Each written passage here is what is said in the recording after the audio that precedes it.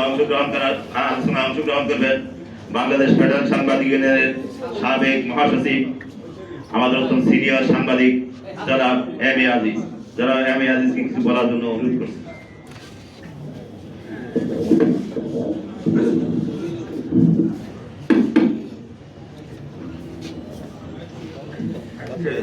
সভার সভাপতি অত্যন্ত কেন্দ্রীয় নেতা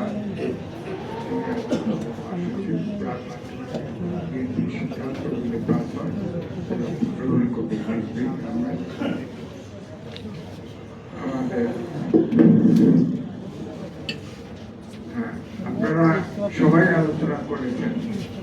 আমি ম্যাডাম যখন 2 বার প্রধানমন্ত্রী ছিল, আমি কিন্তু 2 বার মহাসচিব ছিলাম, সুতরাং ওনার সাথে মঞ্চে আমি কয়েকবার উঠেছি। এছাড়া আগে হরতাল কার্যক্রম ছিল, হরতাল হলেই তিনি আমাদেরকে ডাকতেন, অনেক জাতীয় ইস্যুতে আলোচনা করতেন, অনেক সময় আড্ডা মারতেন এবং তার কিন্তু ঐশ্বরিক শক্তি ছিল। তিনি বলতেন কম, শুনতেন বেশি, এবং শোনার পরে যেটা যেটা দেশ, গণতন্ত্র এবং জাতির ইন্টারেস্ট আছে সেটাকেই তিনি আমার বক্তব্য একটাই, এখন কথা অনেক বলা যায়, আমার শুধু একটাই, এরকম একটা বয়সী নারী আপনার খেয়াল করে দেখেন, তার জানা যায় 100 দেশের তার দেশের 6 জন ফরেন মিনিস্টার এবং অভূতপূর্ব সারা ঢাকা শহর ভরে। আবার এখানে আপনার আহ্বান করেছেন ম্যান্ডেলা এবং খামেনি, তারপরেই কিন্তু এত গ্যাদারিং হয়েছিল তার স্মরণকালের ইতিহাসে বাংলাদেশে এরকম জানা যায় মানুষ হয়। তো যাই হোক, আমার খালি একটাই বেদনা, তার সাথে ব্যক্তিগতভাবে আমি কিন্তু এটাকে আশ্রয়স্থল মনে করতাম।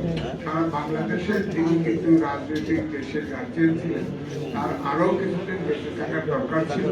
তাকে কিন্তু আসলে মেরে ফেলা, দেখেন একটা মিথ্যা মামলায় নির্জল কারাগারে তাকে বন্দী প্রকোষ্ঠে রাখা হয়েছে। সেই জন্য আমিও ছিলাম সেখানে, তেলা পোকা টিকটিকি ছাড়া কিছু ছিল, এবং কারাগারে পুলিশদেরকে মিয়া সাহেব বলতো, মিয়া সাহেব যে বাথরুম ইউজ করতো ম্যাডামও সেই বাথরুমে ব্যবহার, এবং বলা হয় যে তাকে শ্রবণ পয়জনিং করা হয়েছে।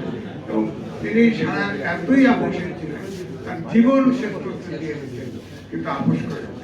ইচ্ছে করলে আপোষ করলে 111-এর সময় ক্ষমতা আসতে পারতেন, আপোষ করলে তিনি বিদেশে চাকরি নিতে পারতেন, কিন্তু তার জীবন দিয়ে গেছে। এখানে অনেক কর্মী আছে, কিন্তু আমি এটাই বলবো ম্যাডাম আরো দরকার ছিল।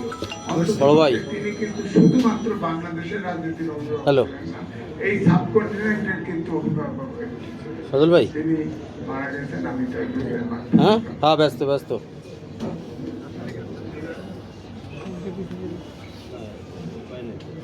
এই পর্যায়ে আলোচনা অংশগ্রহণ করবার জন্য অনুরোধ করছি আমি তো ভিতরে ঢুকে যাবো।